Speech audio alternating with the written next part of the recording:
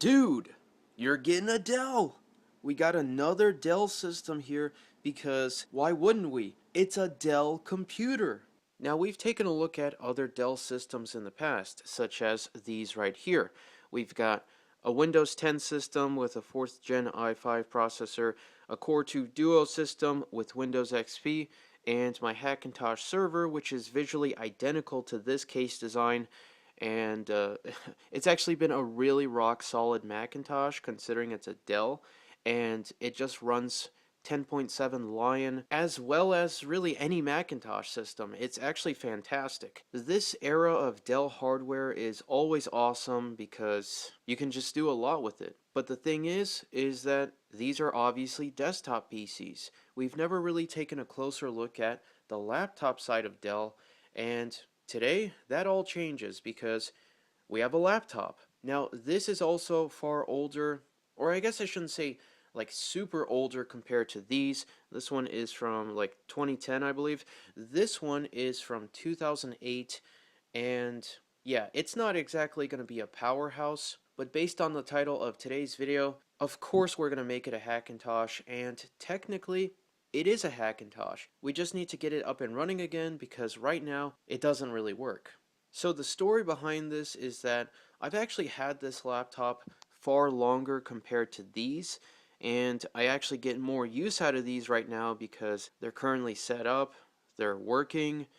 This one does work, but one of the big reasons as to why I don't really use it is that the backlight on this doesn't work. Now, I think this is old enough to where it still has like a CCFL, like a compact fluorescent type of backlight, although I haven't really looked into the details. Considering it doesn't work and this era of laptops are kind of like, it's not exactly a rare occurrence because my 2008 MacBook, which is actually pretty similar to this system, also has a bad backlight. Now, I believe at the time this was actually a pretty decent option for Hackintoshing because, like I said, the 2008 MacBook is relatively similar hardware-wise, if not actually identical in some ways. So this is basically like the Dell version of a MacBook. It also has a color to match with it.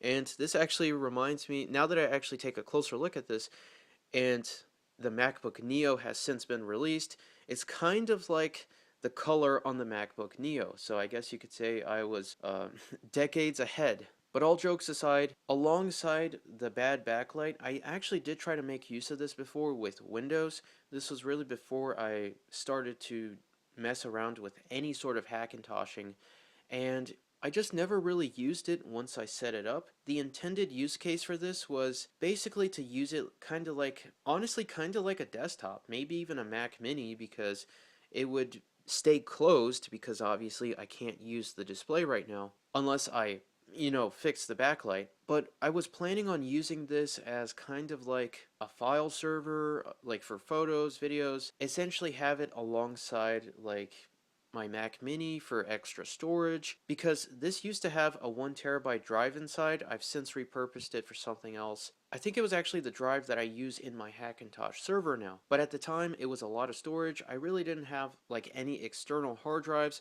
or any enclosures to make use of it, but I quickly realized that even though it does technically work, the way that I wanted to use it was basically like I wanted the macOS experience, but it was Windows, and it works.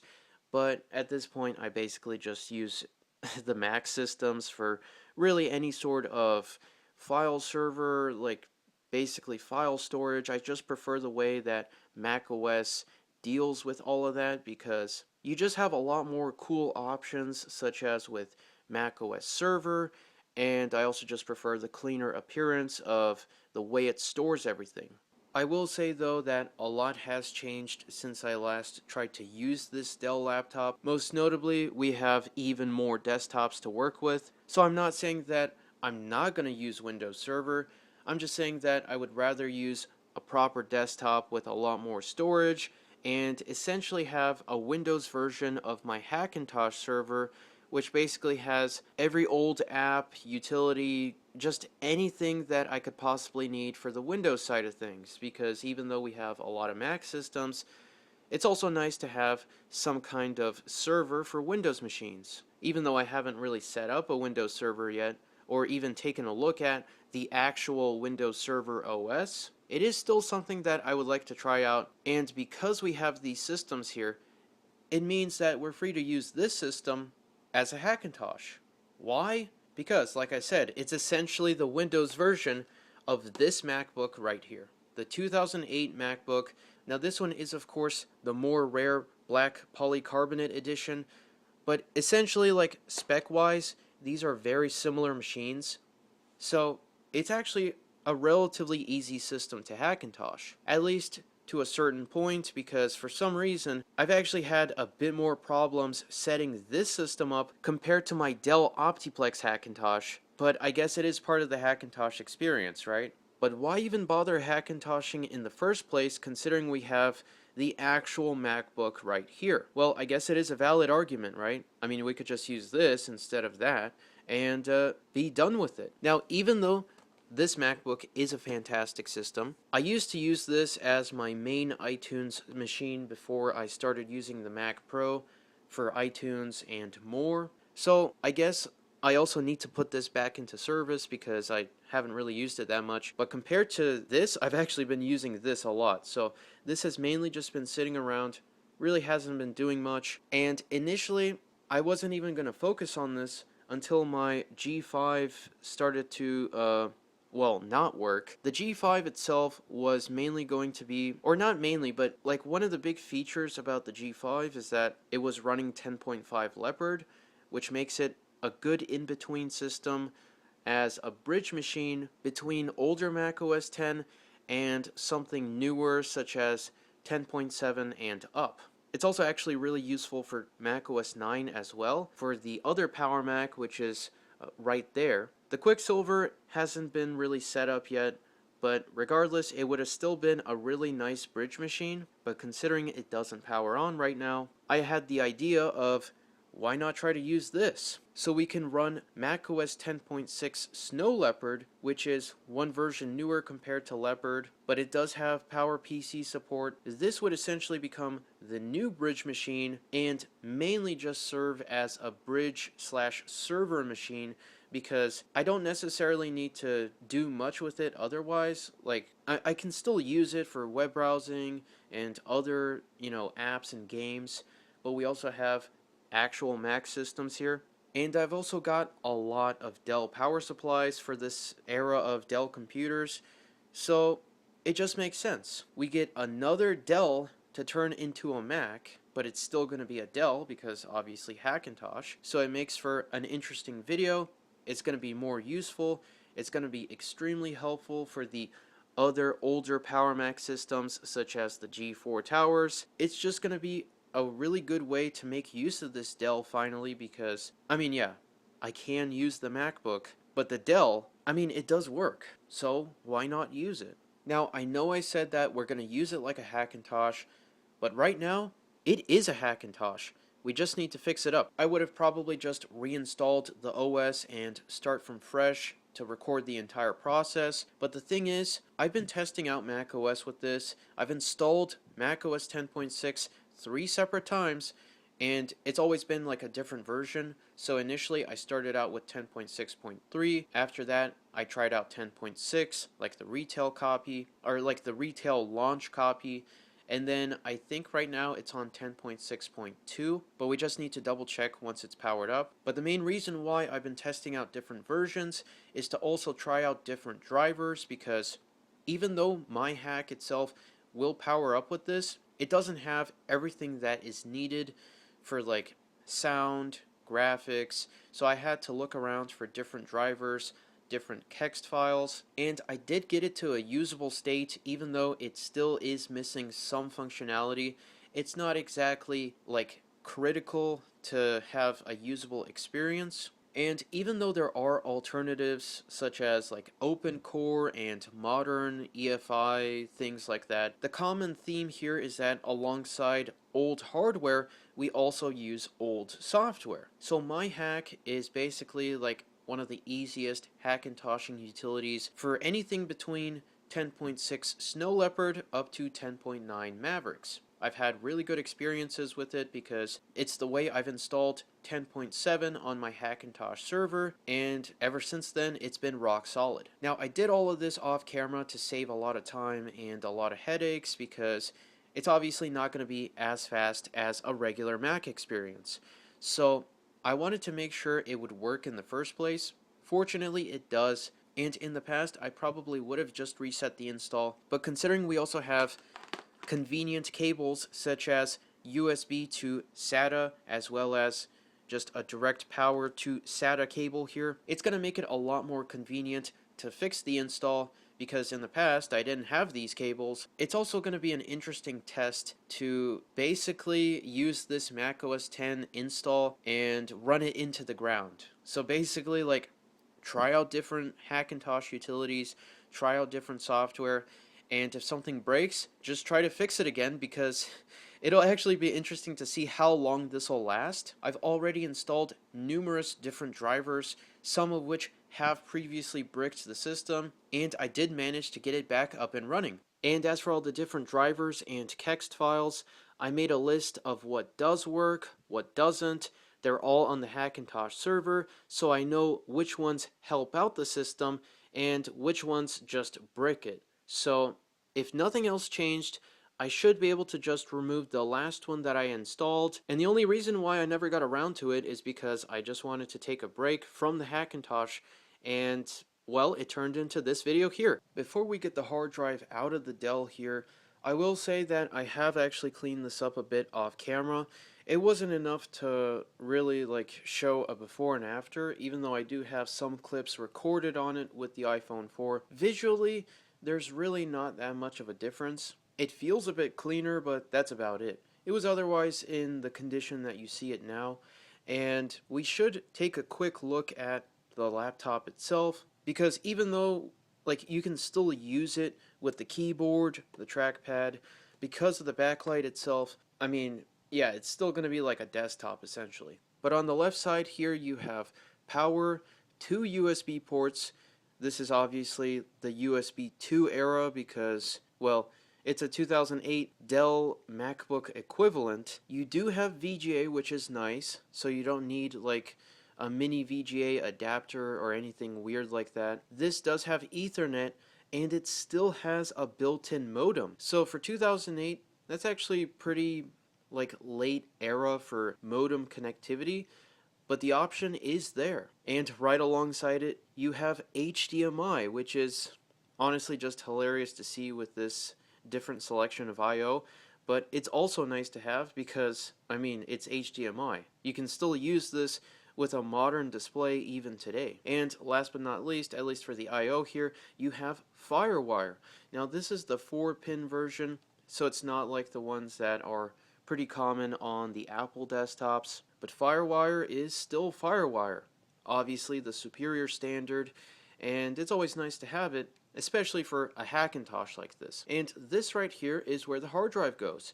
So all you have to do is remove these 2 screws on the bottom, and you can easily slide out the hard drive. You don't need to disassemble it. It's a really awesome design. And on the other side here, you have 2 extra additional USB ports, analog video output, a DVD rewritable drive, which is also removable, just like with the hard drive, and you also have a physical network switch, as well as, I believe, mobile express card slots, like the PCM, CIA type of thing.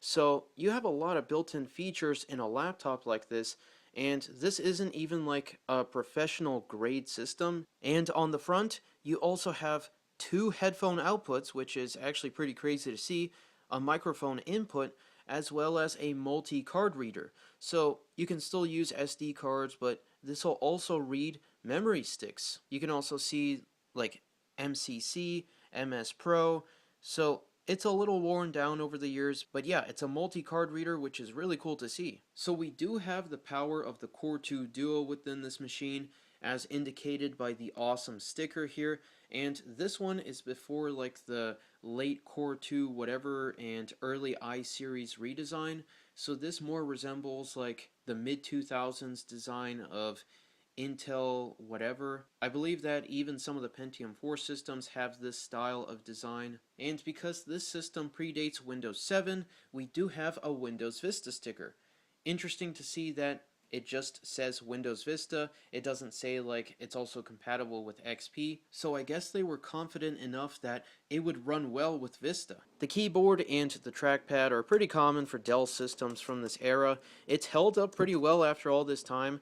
Although it's interesting to see that this part of the housing has, like, I guess not as much of a finish compared to the rest of the system, because this scratches pretty easily. This wasn't here before, like that scratch there, because I was trying to clean up the area around the sticker, and if you're not careful, then yeah, that'll happen. So yeah, this is not something that needs to be cleaned up. This is just a part of the finish now, because I guess, I don't know, it just doesn't really make that much sense considering this is how you would use the system. But at least the keyboard itself has held up well. There isn't like any worn down keys or anything, like it's all still readable. So whatever they used on this has held up way better compared to that. I mean, even the trackpad itself, like you can see that this has definitely been worn down over the years. But it also says Inspiron 1525 right here. You got the power button as well as a home button. I'm not entirely sure if this is like a custom button that you can set for like an internet browser. I guess you would just have to go into the Windows settings to configure that. You do also have some media control keys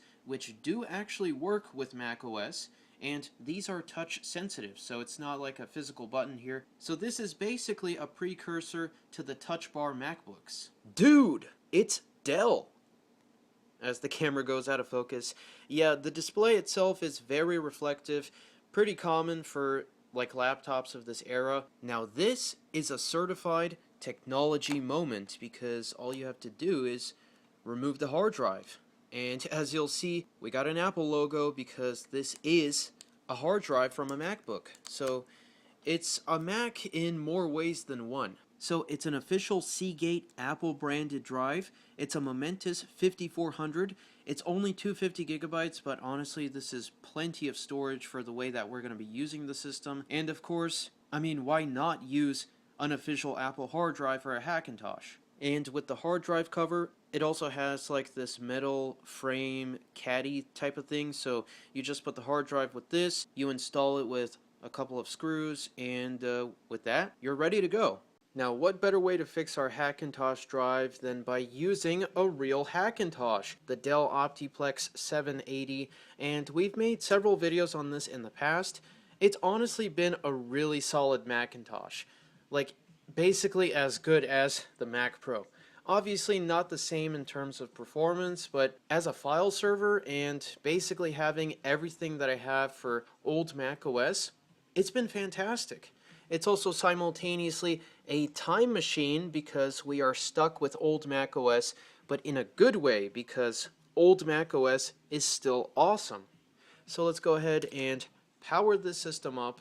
This over here is the Mac Pro. This is the Dell. And as you can see, this is basically like the same bootloader that MyHack itself uses. Or I guess not basically, it is MyHack. So this is a system that I used with MyHack. I have no complaints at all. Stability has been, honestly, it's been a really stable system. So with SATA connected, all we just need to do now is connect power. And the cool part about this hard drive power supply is that it's actually intended for Molex devices, but as long as you have an adapter, it will work with these hard drives. Macintosh HD and Macintosh HD 2. I honestly forgot that I made two separate partitions on this, but I believe it's just split up into one of them being a storage drive and the other one has the main macOS install. And let's see, can I remember? System, library, core services? Was it core services? So it was not core services, it was the one right below it. It was extensions. Now, I will say, like I said, I've had some issues with getting the macOS install completely 100% functional, and I need to remove this one, Apple Intel. So it's like a ATA driver here. It crashes the system. I think I installed this to fix the CD DVD drive because it wasn't being detected by the system at all. but it didn't do anything, and it just, yeah, it doesn't work.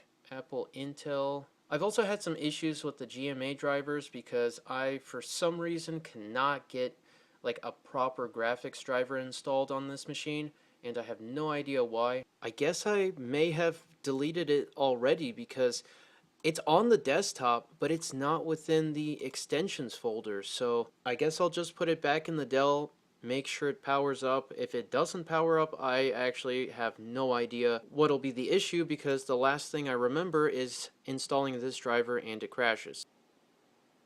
Oops. Now this was a certified waste of time because even though we have no video, the Hackintosh is powered up, and honestly, I have no idea what else is possibly going on with this. The one problematic extension that I remembered wasn't there to begin with.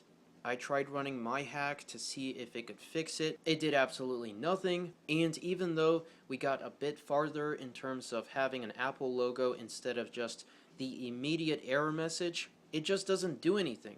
Well, it hasn't loaded yet, but it's not showing up with the error message. I guess this install is just too far gone because I was trying out a lot of different extensions. It would have taken me less time to reinstall macOS at this point, so I guess we're gonna do exactly that. It's a good idea to document what's going on, and doing it off camera means that I have to deal with this now. I was genuinely about to explode for a second, but then I realized that I made a certified Steve Boom moment. So this external hard drive here, I've used it before in the past, and it's been a fantastic drive. It works well for macOS and also for my hack installers, and because I've used it so much, I just automatically went to it. Again, it's been a while since I messed around with this Hackintosh, so I kind of forgot all the details about it. So when I powered it up, I really thought that, did I delete the installers or something? Because they just aren't here. These are retail installers. So these would only work for a real Macintosh. And then I was like, wait a second, hold up. The entire reason why this hard drive is here is because I was using it for my hack. And the reason why is because I wanted to test out the hard drive itself alongside these external accessories. Maybe I should actually finish a project when I'm working on it, but at least now we are correcting all the issues here, and you get to see my mistakes so you don't have to make them. So with the power of these professional Macintosh desktops to use as a table, now we actually have a real MyHack installer. And in fact, we have several copies here. So this one should be 10.6.3. This is Lion. And I believe these two are different versions of Snow Leopard. But in this case, I think we will just go with 10.6.3. And the reason why I'm not going for 10.6.8 is because I don't necessarily need like the newest, the latest, and also I'm not entirely sure how well the compatibility is going to be for this system and like newer versions of Snow Leopard. This is going to be the 4th installation, and I kind of just want to have the bare minimum working. Okay, now we have to go into disk utility, and I think I'll make 2 partitions, one for the main drive and another to act as like a storage drive. Basically, we will call this one Macintosh HD. So let's go ahead and apply this partition, and yeah, just completely forget about the mess that was the previous installation, because at least I can record my mistakes and show them to you guys. Install this on Macintosh HD, customize the install here. Of course we want Rosetta, and yeah, sure, why not? Let's also have QuickTime 7, and just because we can, we might as well install absolutely everything. And we're still going to have over 40 gigabytes free on the main hard drive, so plenty of storage for this machine. So while I'm waiting for this to finish, I'm double checking all the driver information here, and I realized that the problematic driver, the Apple Intel ATA driver here, apparently I already had it in, or it was already installed within macOS. It worked when it was reinstalled, and then down here the same driver crashed the system. Now I think this is a different version of the driver, which is why it's the same name. It's just a different one that I wanted to try out. It's possible that with something like the Sleep Enabler text file, which previously also crashed the system, maybe something got overwritten. I'm not entirely sure. Again, this is like ancient information now, so I'm trying to go off of what I had written down here. Dude, nice. Oh yeah, you've got to be kidding me. Yeah, as you can see, it's clearly working. Finally. I have no idea why it's been causing me so many extra issues, because whenever I tried to test this out, to see if it would actually be possible to record for a video, it was basically like a plug and play solution. Of course, when I start to record it, it starts giving me extra issues. Anyways, it's actually able to load now with the internal hard drive and the built-in bootloader. And as for the bootloader itself, it was able to load up into the installer here with the external hard drive. And of course, as soon as I unplug it, it's like, an error has occurred, please turn off your Mac. So what I had to do is I had to open up my hack. First I tried 3.1.2, which is the version that works better for Snow Leopard, to reinstall the Chameleon bootloader, which basically tells the system that you can boot off of this install, and of course it didn't work. So I tried again with the newer version of my hack, 3.3.1, and this one did actually do the job. So this has a slightly newer version of the bootloader, and that's what it needed to make it work. I don't know why it was this complicated to begin with, because before it was working just fine. It was only when I started to mess around with the different drivers and text files to make it a bit more usable, and of course the system bricked itself, and yeah. But with this actually done, hopefully, because I'm genuinely gonna have another Steve Boom moment if this doesn't work. This should work now, so we can continue with this. Don't transfer anything because, of course, it's a fresh copy. And as for this here, for now, we're not going to connect to anything. It will detect Ethernet, and I need to reinstall a Kext driver to detect the built-in Wi-Fi, which fortunately I can get to work. But for now, though, we'll just leave it as is. Inspiron 1525. Yeah, like I'm gonna register this. It's a real Macintosh, right? Enjoy your Apple computer. So after an unnecessarily extra amount of time, we have a real desktop. And I'm going to install all the Kext drivers that I know work on this system, because I think we've seen enough of this driver madness. So it's only a couple of extra drivers we need to install. The only resolution that I have is 1024 by 768, and I tried all the different drivers, especially with like the actual MacBook that I have. I copied them over to this. I tried other drivers from old forum posts, and maybe a dedicated Hackintosh distro would do a better job at finding all the drivers, but honestly, it really doesn't matter. Like I said, this is mainly just going to be used on the network anyways, and with these 4x3 displays, this is actually a pretty reasonable resolution, so I can always also do like a screen sharing from this system on the Mac Pro. Okay, I think we're now at the point where we can call this basically done. Now, it's not 100% perfect. It is still missing a couple of features, but honestly, it's going to be just fine the way it is. The optical drive isn't detected. I think it does detect the SATA bus itself that it's using, but the drive itself, yeah, it's as if it doesn't exist. I don't really need that anyways, because all of these Mac systems are old enough to have a built-in optical drive anyways, so it doesn't really matter. And also, sleep doesn't work. I'm pretty sure that the Dell Hackintosh also doesn't technically have sleep.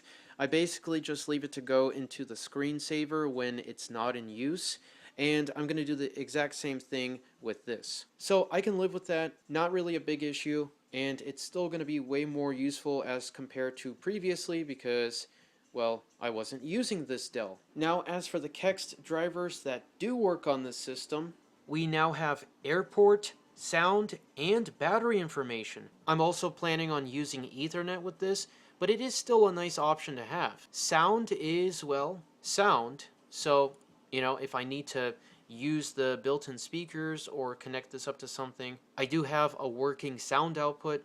And the battery information is kind of like an optional thing, because I'm not going to use this as a laptop, at least a mobile laptop, and it's not like the battery is really working anyways, because yeah, condition is replaced now. But it is still a pretty cool thing to have because it is a laptop after all. Am I going to spend any more time on this?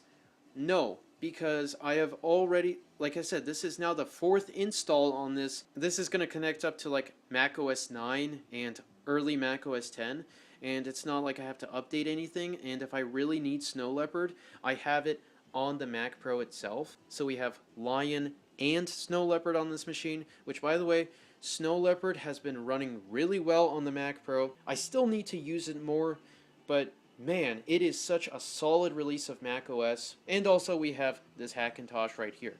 Now, if this was like my only system and I was trying to get as much performance as possible out of it, then yeah, I probably would have tried this again. But we also have all of these awesome Power Macs here, so yeah. And considering it does have a Core 2 Duo, I'm sure this would still be really good to use as like a general web browsing machine, because there are modern browsers available for Snow Leopard, such as PowerFox, which is honestly pretty impressive to see for older macOS, even for like the PowerPC era machines. But I'm just glad to finally have this in a usable state. I'm not gonna like deal with any more updates.